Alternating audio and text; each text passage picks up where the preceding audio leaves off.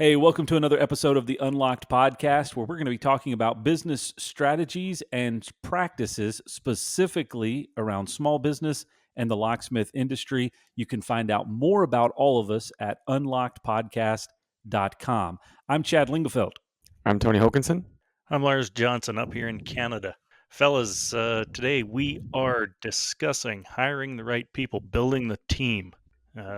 Chad, the talent war, it's real. What's happening in your world? Tell us about the talent war. Yeah, so Lars, we've been around this conversation a lot, and the kind of common statement is it's hard to find good people. That's what most everybody says, and I think, said against that for years. It might be hard to find good people, but I think it could be even harder to find a good boss.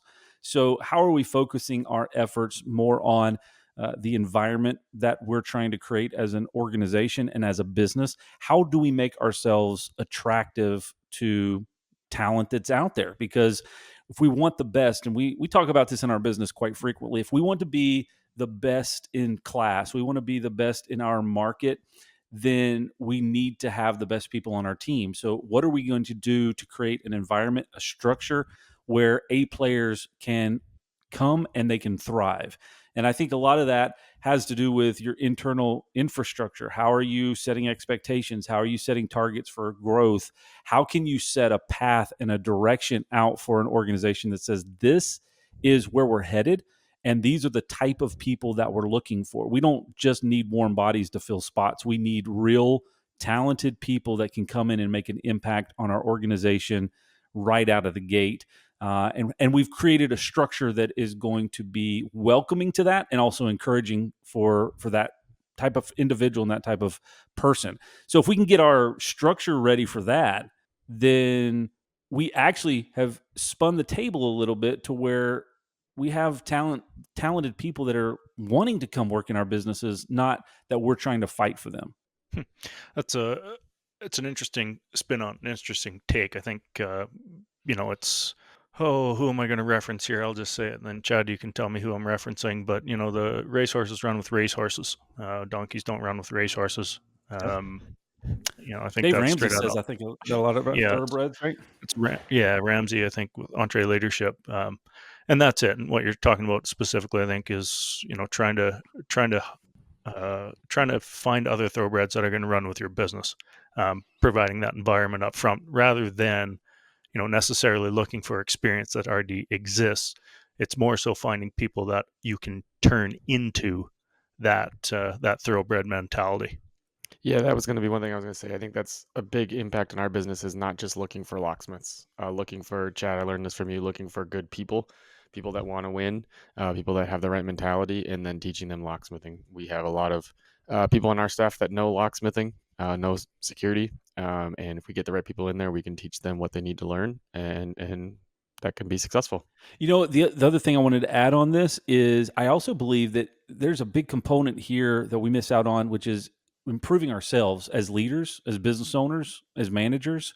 Getting better at who we are will also help attract the right people to your organization. So there is a lot of personal development associated with that as well. Tony, you're up next here on Cast a Wide Net. Oh no, I have to lead off. Did this catch you off guard? Yeah, it did. All right, cast a wide net. So best places we found for candidates. We've tried a lot of the traditional places. Indeed, we find a lot of good people on there. But honestly, the best candidates come from referrals. We have a number of referrals in our organization. We were just talking about this the other day. The more you can create, Chad, you touched on this at the beginning, a place that people want to come work, the more that you get more employees that like working there, the more they want their friends, family, whoever to come work with you. And that really leads to the most high caliber people you can find. Yeah, to add on that, Tony. So I don't know, about 6 months or a year ago, we were really in this focus-driven effort for hiring, and so we put kind of a bonus out there for people to invite people into the organization that were looking for an opportunity to grow. And one of the things that we said over and over and over again is, we're not looking for people just to fill seats. We want you to bring people that you actually want to work with. So if you don't want to work with them, please do not recommend them in our organization. Yeah, he's a nice guy. Terrible at his job, but yeah, you should talk to him. Yeah, I I think that's part of the debate, and specifically in our industry. 99 out of 100 companies are going to say, we can't find good quality locksmiths. And that's the accent that they have when they say it as well. Um, and when I have to bite my tongue, because when I hear that, I just want to say, stop trying. You've been saying this for Hmm. 15 years to find good quality locksmiths. Start hiring good people and teach them Hmm. what they need to do. It is a lot easier to find good people and teach them the technical skill set as opposed to finding Yes. technical skill set and trying to teach them to fit your culture. So if you're one of those people that's sitting there saying, "Yeah, we just don't have any locksmiths," I got news for you. That's that's how the industry is. There just isn't a bunch of kids growing up these days saying, "Hey, I want to be I want to be a blogger or on a silly podcast or something, or be a locksmith." Those are my three options in life. So we got to find the right people that have the personality that are going to fit with the culture that you aspire to have, and then teach them the skills that they know to do the job. Yeah, I think also having the mentality that you're always willing to hire the right person. We never really remove our technician postings. If the right person walks in the door, we're going to find a way to make it Hmm. work for them. And also look at what you're looking to do going forward with your company, how you're looking to grow, and be a little more forward thinking on, you might need a HR person a year from now. Well, start looking for that early. And if the right person comes in the door, you hire them a little bit early, but be forward thinking on what you're looking for and what you need. Yeah, keep the open And I sign open. Yeah, agreed. I think we will all agree on this is always have your hiring sign up on your website, Yeah. have a link Hmm. ready to go, and always be in a state of interviewing because you never know when that right person is going to come along. And we can talk about boards. You've got LinkedIn, Indeed, Facebook, wherever you post and advertise, but why only post and run ads when you're actually looking for somebody? Why not have it on continuously? Because you never Hmm. know when you're going to find that right person. I think that Yep. is by far the Hire, biggest change in hire the decision that we right made. people. Figure out where they're going to fit. Yeah. Absolutely. The perfect interview. I love this because you can have so much fun with interviewing. First of all, if you think this is a part-time job, interviewing, I think you should reconsider. Interviewing it's a bit of an art form, and even the best are only going to be successful and find successful long-term candidates. Maybe half the time, three-quarters of the time would be at the very top end. I think we're running probably 50 or 60%. I've interviewed, I don't know, 200 or 300 people, I'd say, probably in my career. Not to say I know what I'm doing particularly, but the biggest challenge to the interview is trying to assess the cultural fit. We talk about in our process, the beer test. Would you go out for a beer with this person? Would you hang out with this person? That's generally a pretty good indication on whether they're going to fit the culture of your business. So having that conversation up front and just, talking about your hobbies, talking about what do you do outside of work. I mean, you have to stay within the guidelines Hmm. that, the HR guidelines, but trying to understand how this person does things and what they enjoy outside of work to see how they fit in the culture. Again, I'm going to go back to what I said earlier. Hire for the people. Don't worry about the skill set. You're going to teach the skill set and the technical skills. There are some indications that would, imply how quickly they're going to pick up some of these technical skills. Are they going to be a cultural fit?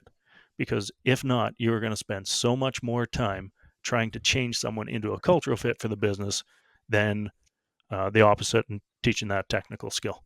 Yeah, I heard something the other day on a podcast that was very simple: hire for character, competence, and commitment. And with character, write down what you're looking for. Write down with competence what you're looking for, and then think of questions you want to ask for those skills. So if there's 5 things the person needs to do well in this job, think of 2 questions per skill that you want to ask to see and judge. Does this person have what they need? Does this person have the right character? You mentioned the beer test, but write down what those character values are, what your organization cares about, and make sure you're asking questions to figure out if this person will fit. Mhm. Interviews are an absolute blast because the people that interview well, in my opinion, are the ones that you want to avoid because they're well practiced at it and they probably know exactly what answers that you're looking for. Um, I have, just like Lars, I don't even know how many people that I've interviewed, and that just means I have been through a lot of bad decisions from a hiring standpoint that I've had to learn from.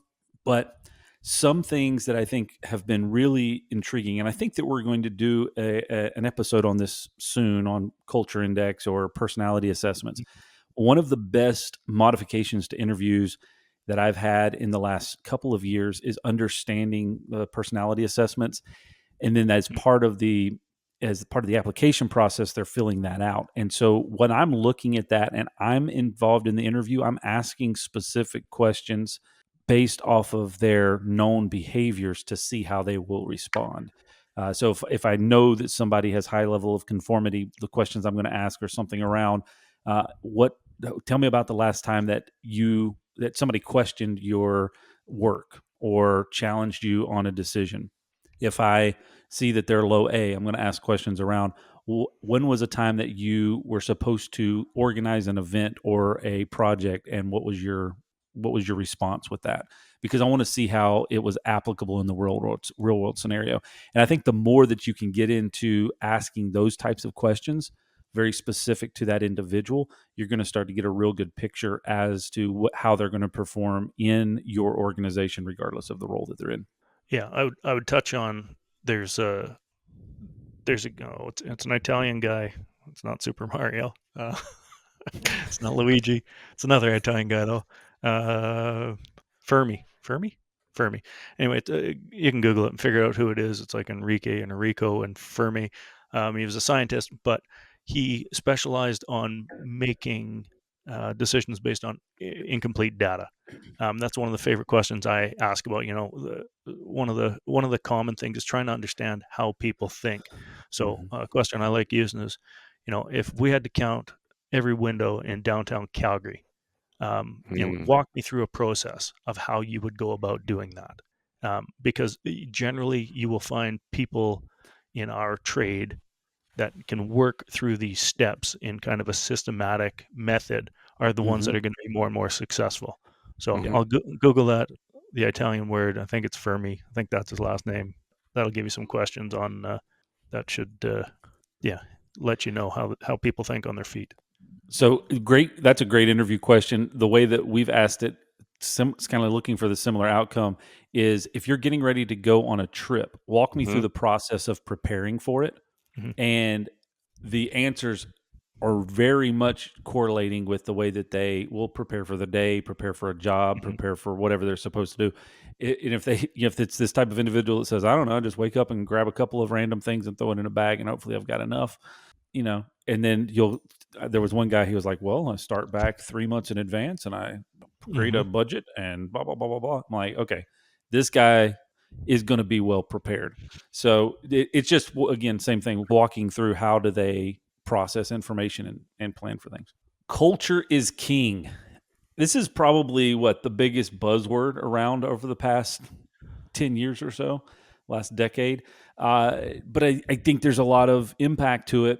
Culture as defined, there was a book that I read called Don't Be a Jerk or something like that. And they defined culture as a set of common beliefs, behaviors, and values. And it's really true. How do you curate that inside of your organization? This is the expectations that we have. This is the way that we operate. This is what we say is okay. This is what is the norm here. And it really falls down to leadership to say, this is what the norm that's are expected. But the way that I've also heard and seen it play out is the leader can set that tone, but the employees, the team, are the ones that are going to maintain it. And if you don't have a structure in place for that to be maintained and that starts to bleed out, then the culture can shift. And it can shift into a completely different atmosphere than what you originally started out with. So having regular checks on that, having reestablished a refocused structure. And one thing that we try to do in our organization at the beginning of every year, we take the month of January for all of our team meetings and we reset the norms for what our organization is. So we just kind of go back to the manual. This is what we do. This is the process. This is who we are. This is our identity. This is our mission. And we just kind of reset that on a regular basis and moderate it as we navigate throughout the year. But I believe that if you can create that and then maintain that, then again, you're going to attract the type of people that want to be a part of that. And one thing I think I've struggled with throughout my entire career has been at times being too worried, too disheartened, or disappointed in the people that decide not to be a part of our culture and our environment and want to leave and go somewhere else. Mhm. And early on, it was a challenge because I felt like it was a direct attack on me. As I've grown, Mhm. I'm learning that just means that they didn't want to be a part of that culture and that environment, but there are plenty of people that will want to be. And so those are the people that we want to look for, focus and put our energy in those people, and don't get too distracted with the ones that don't want to be a part of your culture. It's a really good input. I know we were at a conference a couple years ago, and the speaker talked about that in culture and plant your flag and own what you want to do. And I think that's something I've seen in your company that you do a tremendous job of. You know, you're super into coffee. You like going to barber shops. You like green, right? All those things are in your culture, and That it doesn't sounds like a matter if you don't marketing like going company. to barber shops or coffee. But if you do, you've made that prevalent, and it's very apparent when you walk into Lock Dock that this is what's important to Chad, and you don't necessarily discriminate if it's not important to you, but you lean into that and you attract people that are like-minded because of that. Yeah, Chad, you triggered me. It hurts. It hurts when somebody leaves. Mm-hmm. Somebody leaves to go somewhere else. It's like a personal failure, and you just have to understand that, man, they're going to be Mm-hmm. fine. We're going to be fine. The analogy we use is just, it's a fist in a bucket of water. Take the fist out, and what happens? That's not to say that, it's, these things aren't going to have an impact on your business, but not everyone, believe it or not, this will be tough for you to swallow, Chad, but not everyone was born, meant to be part of Lock Dock. So there are one or two of us that actually, we're going to be okay not being part of Lock Dock. But Yeah. early on, starting that, that was a big, that hurt. It hurt a lot, Mm-hmm. and it still hurts a little bit, and sometimes quite a bit. But yeah, it's just part of growing up, man. That's just how she goes. Yeah. Yeah. It's the one of the big changes for me was my business coach, probably a year and a half or 2 years ago. I was walking through some of those challenges, and he said, "What opportunity does this open up for you? Mhm, This mhm, person that's decided that they don't want to be a part of this organization anymore in this team. What opportunity does that open up?" And it really has changed my perspective on it because I think, Hmm. just it being, you know, probably arrogant at times, whatever, self-focused, whatever you'd want to put in that category, and getting down on it and saying, well, woe is us, woe is me. We got to, what's going on? It mhm, goes, well, hold on a second. If they decide that they want to go somewhere else, then awesome. That's great. Let's not have that as a sour thing. But also, what opportunities does this open up an opportunity for somebody else to step up, or open up an opportunity for mhm, somebody new to come in that brings additional value that we wouldn't have had a place for had they stuck around. So it's really, that it comes back to that culture thing, realizing if that is how we want people to come in, how we want people to go out, and what we expect when they do join our organization and are part of it. I think is a definite shift in my mentality over the years. All right. Onboarding done right. So this is something that we used to do a terrible job at. Thankfully, the last person we onboarded said that it was the best onboarding experience she'd ever had. So I feel like we've made some good strides there. But one of the or things, she's a liar. I don't think so. Um, one of the things that we've really tried to do with onboarding is making sure that we plan a clear roadmap of what to expect. Mhm, Here's what you're doing the first week. Here's what you're doing the first month. Now, not every day of the first month is planned, but we try to at least plan every day of the first week and then show them here's what you're doing the second week, here's what you're doing the third week, and so forth. And then we've recently started following back up with employees after 90 days and saying, what could have we done different? We've learned a lot from that, and we're just trying to retool the process. So I think the biggest thing with onboarding is make sure to have a plan, and make sure that you revise that plan and learn from what others are telling you when they've been onboarded. mhm. I have to remind myself, because to me, somebody starting, it's their first day. I mean, Hmm. that's all there is to it. But to them, this is probably the most exciting day of their Yeah. career. right? They come in, they're ready to go, and and if they walk in and the energy is like, oh hey man, it's just like it's deflating. So we struggle with this because, well, I don't know if you've met me, but occasionally I get a few different things going on, and then I show up and I'm like, oh damn, it's your first day, hey, but back a few years ago when we were doing things very well, people would come in, they had their uniforms, their shirts, they had their hats, they had a coffee mug, they had all their stuff sitting there, their welcome package. And it was like, everyone come in, you get a tour, and it's just such an exciting moment for that person.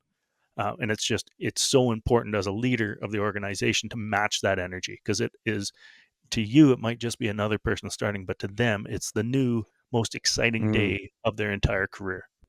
I think one of the big things we kind of reset ourselves a few years ago, because like Tony said, we didn't do this well before. We thought that we were making a big deal and making it a welcoming process, but I was responsible for kind of day one, and one of the most boring things was filling out all their benefits paperwork and hiring documents and all that stuff. So you just sit, hey, welcome to the company. Glad you're here. Sit in this room for 2 hours and fill out nonsense paperwork.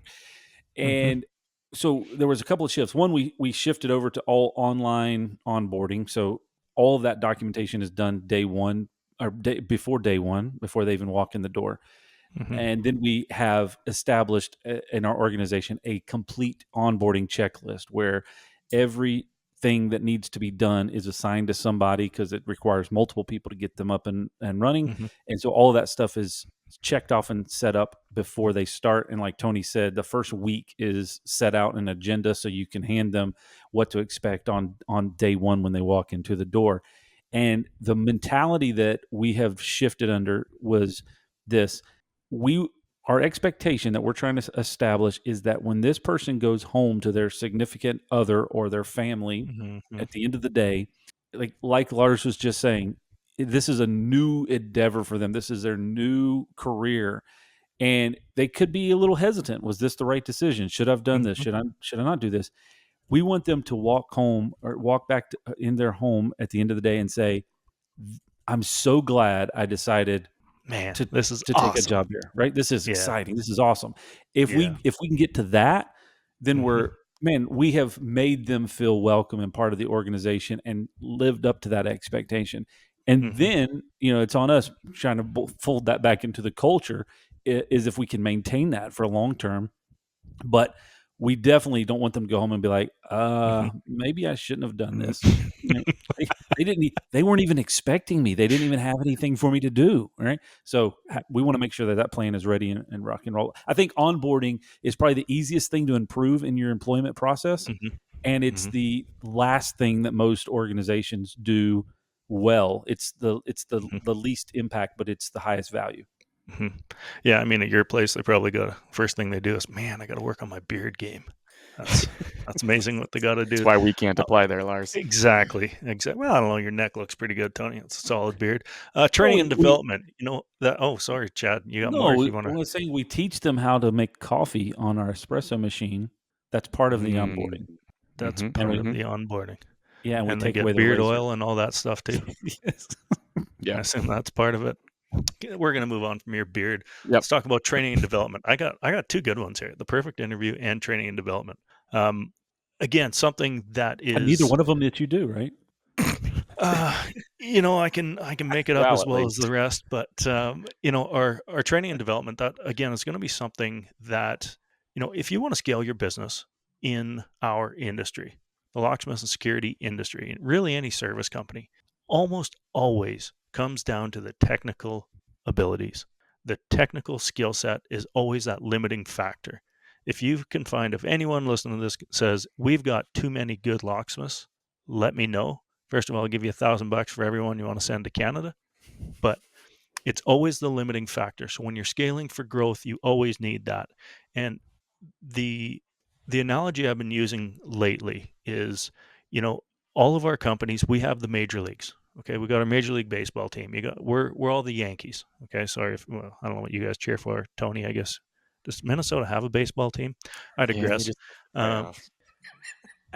Everyone has their major league team, but do they have a farm team? Do they have AAA? Do they have AA? Mhm. Do they have that feeder system in place? And or are they like 99% of companies and they're being reactive to this? And it's like, oh man, we got to hire someone because someone just left. Okay. The key to growth is building that pipeline and building these technicians because again, this is all predicated on what we talked about earlier. I'm not hiring people with experience. Yes. I'm hiring people for culture, I'm hiring people for personality, and we're starting to teach them. So we're very intentional about it. We've written out step by step, day by day, what um, what we are teaching and when. And our goal in our organization is making a serviceable technician as soon as possible. So that development piece, that training piece has to be intentional. It has to be premeditated. It has to be before someone leaves or someone gets promoted or someone moves or something like that. Because if not, you're going to be limited to the amount of technical skill you have, and that's the same in virtually every company that I've ever heard from in our industry. I think your point on being intentional is really good, and that's something that if you want to grow, you need to have someone dedicated to doing not just training, but all these things. I remember, Chad, you have had a training Mhm. director for probably 6, 7 years now, and I remember when you had that, I was like, "Ugh, that seems like a lot for one person. What are they going to spend their time doing?" And we just hired a person that their whole role is dedicated to training in HR about a year ago, and it's one of the best hires we've ever made because now Mhm. she's able to make sure that we're prioritizing all these things we need to do. If you're not prioritizing them, they're not going to be done well, and people are not going to want to stick around, and they're not Mhm. going to develop. So, making sure that all these things are intentional, but especially training and development. So I want to add one thing on this because we're talking about training, and I really want to make sure we address from a scale perspective because we are all organizations that have grown in size of headcount and all these other things, and so putting a person in charge of training is a little more digestible. Hmm. A Mhm. big challenge on training is in the smaller organizations, sub 15 employees, sub 10 employees. Maybe it's the first or second hire of a growing small business. And so having a training director and a dedicated training program is 100%, I believe, the way to go Mhm. if you're going to scale at a great length. Once you can get there, yes. Once you Yeah. get there. So the question is, what do you do in the meantime? And how do Mhm. you onboard that first employee, that second employee, that third employee? One of the pieces of advice that I gave somebody a few months back was, we have this training program that spans, it's got tiered technicians and all of these different modules and things that they've got to be able to do. And they've got to there's a lot. If I were to think back through when we were a handful of employees, it's having a list of tasks that, and I think Lars said the term, so I'm going to borrow it, a serviceable technician. Mhm. What in the first 30 days would I want a serviceable Hmm. technician to be able to handle independently? Mhm. Mhm. Then what at 60 days? What at 90 days? What at Mhm. 12 months would I want that serviceable technician to be capable of doing? And what I would suggest, and this is what I told that individual, is get that list before that first hire's first day. That Mhm. that onboarding and orientation is going to look extremely different for a small company than it will be for a company of our size. But you can still implement some of those factors. One, making Mhm. them feel welcome and making them feel like they have a plan versus, oh, just jump in the truck and let's go, and you're going to watch Mhm. me. Here are the 15 things that I expect you to be able to learn and do independently in 30 days. Mhm. As we come across them, I'm going to call them out and explain them to you, but it's your responsibility to make sure that you're working on them and working towards them. I think is a way to start stepping into that process of having a loosely defined training program that is applicable and can be implemented with any size organization. Yeah, I think the Yeah. big thing, even if you don't have somebody that's their whole role, is making sure that somebody knows that that's their priority and that may not be your main priority, but at least it's a priority that you're responsible for making sure that our training is good. It's one of your roles and accountabilities. Yeah. If you want to get specific on this, we've literally just gone through this. You know what? I need you to learn how to pin specific locks, the Mhm. 3 or 4 major keyways. I need you to know glass aluminum hardware, rekeys in the field, adjust door closers. If you can do those 4 things, you are a Mhm. serviceable locksmith. So narrow it down. eat this elephant one bite at a time, focus on those 4 things, and you will be amazed at how fast you can scale up. Big time. Red flags. Man. Okay. So a couple of big things that I look for, and I've trained our team to look for during interviews, is bad mouthing or bashing a former employer. I have had it's kind of that whole gossip thing, talking to someone about someone or something that you can't or that they can't solve. A potential employee coming in and just trashing the former place or the current place of employment means that they will do the same thing to you within a few short months or years of employment. Now, there's a difference between here are some of the challenges that I've had, and here's what I've had to do to overcome them or work through them, versus when an individual comes in and explains to you how they have never done anything wrong and everybody else has done them wrong, then that is like, just kindly say thank you for coming in today. There's a And few we exceptions here, Chad. Some of us, okay. I mean, just been pretty much perfect, but I digress. Unless it's Lars that's sitting at the interview Mhm, table, but mhm, outside of that, mhm. so that's one major red flag. I mean, outside of the other obvious, like, right, they don't show up for the interview, they whatever, cancel 3 or 4 different times. That will typically not get better over time.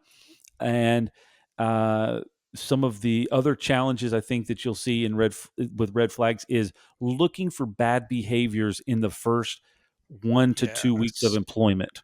Yes, We exactly. we man, we have had people that interviewed okay. They were Mhm. very technically sound. We do a ride along with them, and this is going to be a great employee. Second day, show up an hour late. Fourth day, got to leave early. Sixth work day, no call. Right? They're just like that. Behavior does not improve on its own, and there's been so many times that we have given that person 6 months to get and make improvement. And Mhm. the thing that we found is the behaviors that are evident in the first 2 weeks of employment will never really change They drastically. amplify, man. They Yeah. amplify. So I can't remember what the statement is, but it's effectively understand what to expect, and really don't give up on that. You literally have to look for those types of red flags and make swift decisions early on, because those particular behaviors will not change. A big thing for me is looking at their job history. This is a basic one, right? But if they're jumping around every 6 months, every 8 months, and you have 7 jobs in 5 years, that pattern's going to continue. And then also, I really try to look into why did they leave? What were they looking for? If they have a clear path and a good reason for why they left, that's a little more understandable. But if they left because, like you said, they hated their boss, and then they hated their boss again, and then they hated their boss again, well, there's a clear pattern. They're going to hate you as well, and they're going to leave. So, Mhm. really looking at that work history, how long did they last? Most of our good hires were at their job for 5 to 6 years, and they left because the company shut down or something like that. So, Mhm. understanding why they're looking for a good job, and that's honestly why hiring is so tough, because most of the people that are looking for a job are looking for it because they're the problem. So, Well, yeah. um, You don't often ask them like, "Oh, how'd it go?" "Oh, I got fired." "Yeah, I was right, really crap at my job, so I yeah, got fired." That I'm yet to hear that as a response. Um, hating their boss, I can probably understand that in this context a little bit, but um, one of my major red flags that I see all the time, zero tolerance from me. If you are late or are sick in the first 3 weeks, Hmm. it's some people are just unlucky. They get sick. Unfortunately, when we're running a team dynamic in our industry, when one person goes down, that means somebody else has to take more on. And if Hmm. it becomes a consistent behavior, and I got news for you, like I ask you guys this, like how sick would you have to be to miss one of your first days of work? Yeah, Like, deathly in the yeah, hospital. like I'd need a mhm, bullet. I'd need a bullet in me somewhere, and I'd still probably try and drag my butt in there, and Hmm. and come to work.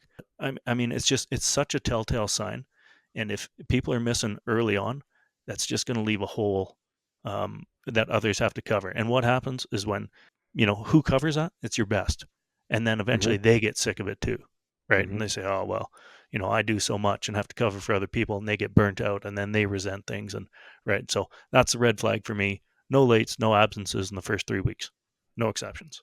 Makes sense. Moving on to retention. So, uh, when it comes to retention, I think that um, Chad, you touched on this at the beginning, making a good culture, but also making sure that you're checking in and giving people good feedback, but also figuring out what's going on. We do consistent one-on-ones with all of our employees and figure out what's going well, what's not going well, what we can do to help, but then also make sure we're giving them consistent feedback so that they can grow and develop. I think if you want to retain good talent, you have to make sure that you're giving them the vision of what they can do within your company, but also making sure that you do what you can to help them achieve that vision. If you hire somebody good and just let them go off and do whatever they want, if they're a highly motivated individual, they're going to be like, well, they don't care about me, so I'm going to go find somewhere else. So I think there's a number of different things you can do with retention, but casting a clear vision of what you want, what the opportunities that are in the organization for you, but also making sure that you're, like I said, checking in with them, making sure that they're liking what they're doing, and give them a reason to stay.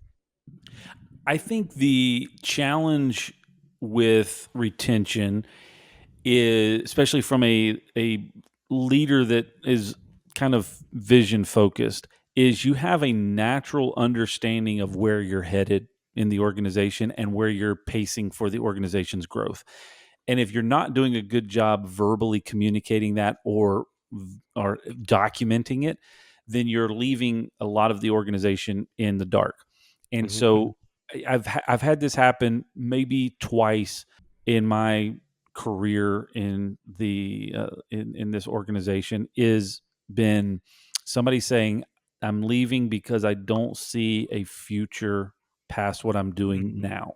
And they were transformational for me because I had a vision and I had a growth path, but I had not clearly communicated it. I had not shown that or had not shown the potential.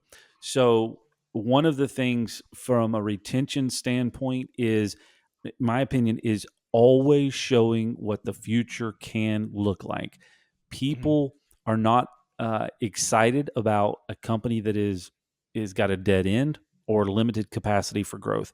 As a matter of fact, I had someone pull me aside today as I was walking through the building and said, "Hey, Chad, I know we have our vision traction organizer and we're what we're looking at to grow.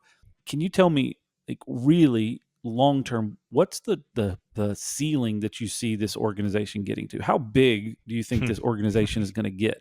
Mhm. And it was an eye-opening conversation because they were asking, what's my upward trajectory? What are other opportunities that I can navigate into inside of this organization? Now, there's two different perspectives on that. One is, oh, they want to switch jobs or switch positions. But two, hey, this is an opportunity that somebody wants to work inside of our organization but continue to grow. Mhm. Shame on me as a leader if we don't figure out a way to continue to create those paths and open up those opportunities for them and not say, no, stay here, do this. If someone's interested in that, those are the type of people that you want inside of your organization. And that's a part of the retention process, is showing them that there is a continuation path inside of that organization. Yeah, I'd add to that. I had this conversation just last week with my entrepreneurship group, and this is going to be a little bit controversial. Occasionally, I say things like that. I'll try and keep it clean, but we, oh boy, um, so we were talking about retention, and I think specifically we are talking about compensation, but that ties into retention very crucially, I would say, Mhm. and we were talking about new age management, which I'm going to say the last, I don't know, 3 or 4, 5, 6 years maybe, has talked about, you tailor your retention plans or your compensation plans towards each individual. Are they motivated by money? Are they motivated by title? Are they motivated by flexibility? Those are kind of the three main driving factors. And we were talking about that, and one of the hardest parts of retention and compensation specifically is getting so specific to individuals that it's so complicated, right? And that's, most compensation plans that go belly up, it's because, if you jump on one foot on a Thursday at noon, this is what you get, and you get the, Mm-hmm. and simple is always the best. So we were talking about this as far as retention goes and how do you build it. And I had my buddy Tyler said, well, actually, I'm the opposite. I say, this is the plan, this is the structure, this is how I intend on retaining people, and that's going to attract people that want to be part of that, rather Mhm. than trying to, have a specific for everyone. He said, this is my culture, and people that get it are going to love it, and people that don't just aren't going to work here. And either way, it's fine. But it was such an interesting take, and I agree with him. If you Hmm. try to be everything to everyone, you know how that story ends. So Yeah. that retention plan is critical, but you have to do some critical thinking about it for sure. Well, it all comes back to defining what that is for your organization and being, like you said, consistent with it. So, your compensation plan or your growth structure may be different than another company's, but as long as it's consistent, it's visible, and people understand how the process works. One thing that we changed years ago because it was so frustrating to me was the guess of how much I'm going to get an increase if I do my job. That should be something that you're having a conversation on a month to month basis Mhm. as you're getting to your review process, and there should be no big questions about it. But no one can plan on a guess. So how do you paint that picture very clear for them in the long run is a big way to help continue to retain. Mhm. Technology. So, one of the biggest challenges in our industry, actually, it's not. It's the biggest challenge in our industry is technology. Technology in general. Okay, we got a whole bunch of different keys that blink and bleep and do a bunch of stuff that are all fancy, but that doesn't so much help us run our businesses. And that's what we're here talking about. So, technology, if you sit here and uh, if I asked you, how many different softwares do you use in a given day? You probably got, Outlook, you got, the Office suite, you've probably got something for dispatching, maybe accounting, you got your online banking. Like, it's probably 25. I'm just picturing Ken right now with all the passwords and things and his head exploding. But, trying to figure out what technology is going to work for you specifically is certainly a big challenge. I'm gonna take the biggest softball here. I'm gonna lob up Culture Index, and I'm gonna give them a plug again. I know we are going to talk about them Mm. specifically going forward, but Culture Index, that's exactly how it sounds. You can Google that and check it out yourself. But it is a profile. I think Chad referenced it earlier. It's a profiling tool that helps you understand candidates and your people, helps you understand yourself as well. But what we have done is we've just ingrained that directly into our onboarding and our job postings. So we utilize that. People take their profiling test as part of the selection process. It automates and shows you specifically how well the candidate matches the profile that you're looking for that role. And it has taken, going through resumes and hiring. We talked about it's so great. It's time consuming, man.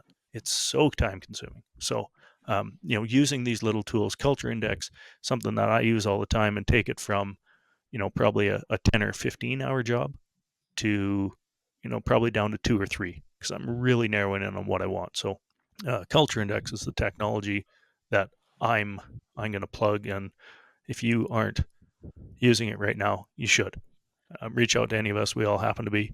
I don't know if Chad, you got a referral code we can use, but that's a good plug for them.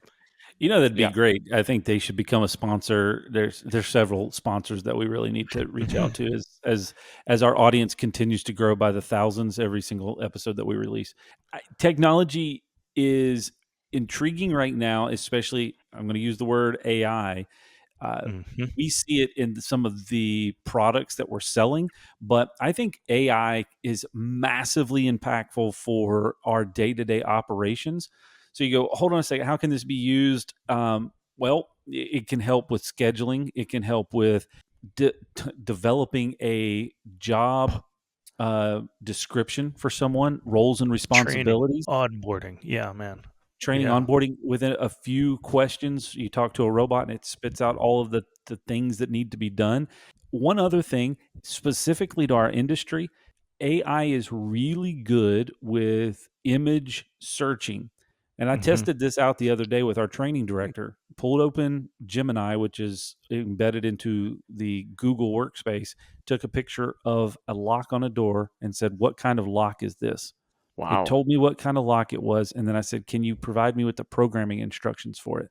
And it said, "Well, it said here's I can't tell you the exact programming instructions, but if you look at these 4 pieces of criteria, you can narrow down exactly which lock that this Mhm. is." And it told me where to look for the model number. Mhm. Now, Wow. that is a practical field application that you can use. You teach your technicians how to use that. You now have a better way to identify any type of door hardware, any type of key that you're trying, oddball key that you're looking for. There's a lot of, and then on top of that, code enforcement, code reference. Mhm. I'm Like standing at a fire code? door. Yeah, Yeah, fire egress code. code, that kind of stuff. Yeah. Yep. What is the proper egress code for this type of an opening? It will tell you the things to check and verify. It basically walks you through a troubleshooting scenario. So technology Mhm. can be very impactful in even that type of scenario right now. Teaching your technicians how to use that can create some high level of efficiencies. Yeah, and a little thing with hiring to be on the lookout for is other people using that technology as well. We've made sure to cross-reference some resumes into ChatGPT, and you can tell like this was written 98% by ChatGPT and stuff like that. And some of that can be seen as a good thing if someone's being innovative, but it's Mhm. at least good to be on the lookout for. Mhm. Nice. Yeah, Chad, I almost made it through this entire episode without agreeing with you on anything, and that, I've been really intentional about not doing that, but I guess I have to. Hmm. Hopefully, we can edit out my face here, but AI. First, I hate the term AI because everyone's saying, "Oh, Yeah. it's AI, it's AI, it's the craziest thing." It's like the cloud. The cloud was this big hypothetical thing, but now AI. We talk about um, trying to give practical advice here. So I'm a late adopter, relatively, for AI. So, but I just downloaded on my phone the Chat GPT app. You can download it through the App Store, plug into it, talk to it, ask it whatever you want. It is unbelievable how simple and easy it is to get started. And once you get the hang of it, like I'm writing an RFP right now, and I asked it, what are the 5 UL 437 rated high security cylinders? What are the top 5 technologies that you would suggest and why? And it just piled through them all. I said, now that you know that, if you were a security consultant with a building of 1,200 openings, which one of those would you recommend and why? And it goes through all that. What is the patent life? What is the cost benefits of all this? And Wow. it just produces all that information for you. Now think about using that application. If you were a master locksmith and needed to train a first year apprentice that has very little Hmm. to no skills, what would be the fastest way to get them to learn this, this, this, and this? Put it in calendar form, in a table, bullet form for me. How would you do it? And just piles it out. Man, it's an incredible tool, and it starts. Just download the app. It's amazing. It will be a So game changer if it's not already. correct, and finding ways to actually use it, because I think there's some silly things that you can do with it. How can Mhm. you find ways to practically implement it? I added that to episode number 8, interjected that into an episode because I think that that's something we need to dig Mhm. into. I think we all 3 will get benefit from it if we Yep. go through this exercise, and then we will just the benefit of sharing it with our audience. Great tip. Yeah, Yeah, I think Great. yeah, Lars, your idea of just using it, right? The more you use it, the more you figure out how you can use it. Mhm. You may not know when you download it how you can use it, but the more you see what it can do, opens up all sorts of possibilities. Mhm. All right. So today's episode was hiring right, building your team. We just walked through 9 different elements of hiring, things that we've done, things that we've tried, and ideas that we've done. We will have more information on this on our website, unlockedpodcast.com. So be sure to check that out. All of the episodes will be there as well. So you can get there and subscribe.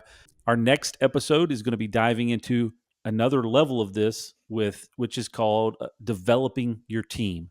So we're going to talk more about expanding. We talked about hiring. What about the team that you already have? How can you Mhm. continue to pour into them, invest in them, and develop them? And that's going to be on our next episode of the Unlocked Podcast. Once again, I'm Chad Lingefelt. I'm Tony Hokinson.